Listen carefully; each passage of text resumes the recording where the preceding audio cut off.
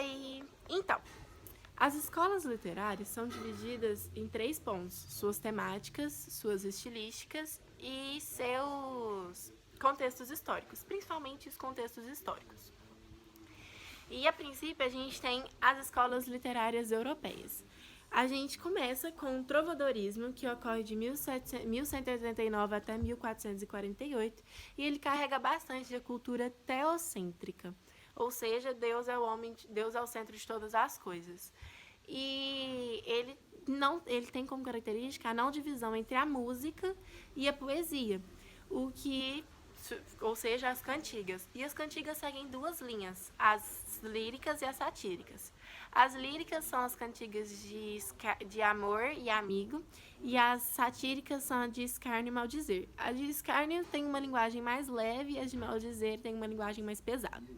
Depois a gente tem o humanismo, que não é uma escola literária, mas sim um período de transição, onde ocorre a mudança de filosofia, ou seja, a gente passa de uma filosofia teocêntrica para uma filosofia antropocêntrica, ou seja, Deus deixa de ser o centro de todas as coisas e o homem passa a ser o centro de todas as coisas. E isso acaba surgindo as questões da metafísica e da postura ética do homem para com a sociedade. Esse período de transição dura de 1418 até 1527. Depois a gente tem o classicismo, que ocorre de 1527 até 1580, e o contexto histórico dele ocorre no Renascimento. Ele traz novamente o retorno ao grego e na literatura, e ele começa a desenvolver umas questões mais milimétricas dentro do poema, e tem pela primeira vez os versos decassílabos, ou seja, os poemas começam a ter uma maior particularidade, divisão de versos, as rimas tônicas, as separações de sílabas, é tudo bem milimetrado. Depois a gente começa a era colonial, ou seja, descobriu o Brasil. Na era colonial, a gente tem 3 escolas: o quinhentismo, o arcadismo e o barroco. O quinhentismo e o barroco, eles têm uma relação muito importante por conta do seu contexto histórico. Como descobriu o Brasil, o quinhentismo estava sendo elaborado aqui. Ou seja, a gente tem 2 literaturas graças a isso, que é a literatura de informação, que se encontra nas cartas que eram enviadas para Portugal, descrevendo o território brasileiro e os índios, e tem a literatura dos jesuítas, que é a literatura de catequização. Por que de catequização? Porque o barroco ele ocorre de 1601 a 1768, enquanto o quinhentismo ocorre de 1500 a 1601. Porém, enquanto ocorria a descoberta do Brasil, o barroco já eclodia lá na Inglaterra. Por quê? Por conta da revolta protestante. Da contra-reforma protestante, na verdade.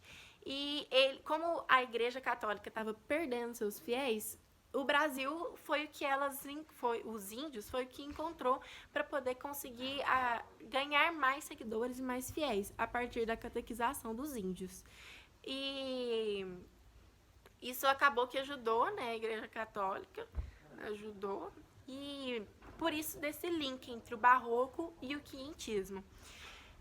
O barroco ele tem uma cultura mais teocêntrica, né, e ele também carrega bastante das questões da figura de linguagem, que traz a antítese, o paradoxo, a hipérbole, ou seja, o barroco ele é pesado, ele é denso, ele traz questões de oposições, se opor dentro dele mesmo, a hipérbole, o exagero, o pesado, a densidade do barroco é o marco dele.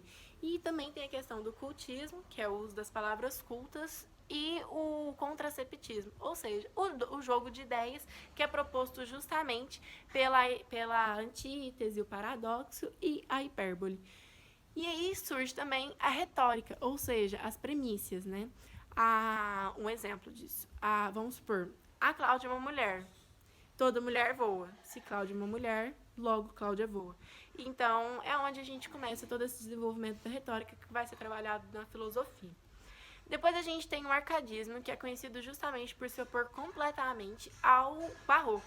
O arcadismo, ele é a simplicidade, ele é o viver imediato, ele é ligação do homem com a natureza. Ou seja, a gente afasta novamente a questão do teocentrismo do barroco e do quinhentismo e traz a questão do antropocentrismo no arcadismo e a conexão do homem com a natureza, que é posta justamente pela...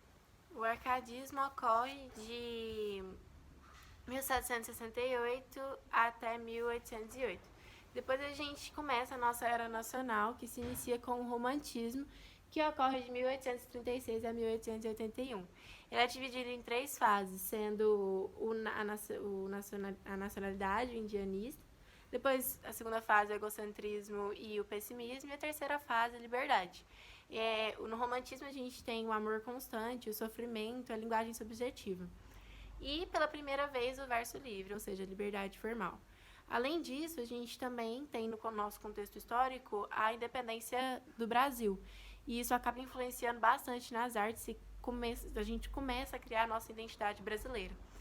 Depois a gente tem o realismo, que é justamente a oposição do romantismo, e ele trabalha com uma linguagem clara e objetiva, e ele se mistura bastante com naturalismo, parnasianismo e simbolismo, que são outras escolas que são criadas dentro do período de 1881 a 1922. A partir daí, a gente começa a trabalhar mais uma questão social do homem dentro da sociedade, do trabalhador, do racionalismo e tudo mais. E o contexto histórico, né, é a Revolução Industrial, ou seja, a questão do rico, do pobre, do assalariado, das classes sociais, da injustiça e tudo mais. Depois a gente tem o pré-modernismo, que ele rompe com todas as questões do academicismo, né, e ele começa a ter um olhar mais crítico aos problemas sociais e ao nacionalismo do Brasil. Começa com as questões da marginalidade, dos personagens e tudo mais. E a gente tem o modernismo, de 1922 a 1950, que ele traz de vez a identidade do Brasil perante as artes, né? E ele rompe com toda a tradição clássica e o modernismo se divide em 3 fases. A primeira fase, que é a estética e o radicalismo. A segunda fase são as temáticas e as nacionalistas. E a terceira fase é a inovação linguística e as experimentações artísticas. E a gente vem com a nossa tendência contemporânea, que é o mundo de hoje, é o que a gente tem hoje, as artes de hoje, a literatura de hoje, a nossa contemporaneidade, a nossa liberdade e questões sociais que são muito mais trabalhadas dentro da literatura. Então é isso. A gente tem, então, as escolas literárias europeias, as escolas literárias coloniais e as escolas literárias nacionais, né, da contemporaneidade. Eu dividi assim no vídeo. Ou seja, europeias, trovadorismo, o humanismo, que é o período de transição, e o classicismo. Colonial, que é a barroca, o quinhentismo e o arcadismo, e a nacional da contemporaneidade é o romantismo, realismo, parnasianismo, naturalismo, simbolismo, e o nosso pré-modernismo, modernismo e as tendências da contemporaneidade. Então é isso. Beijo.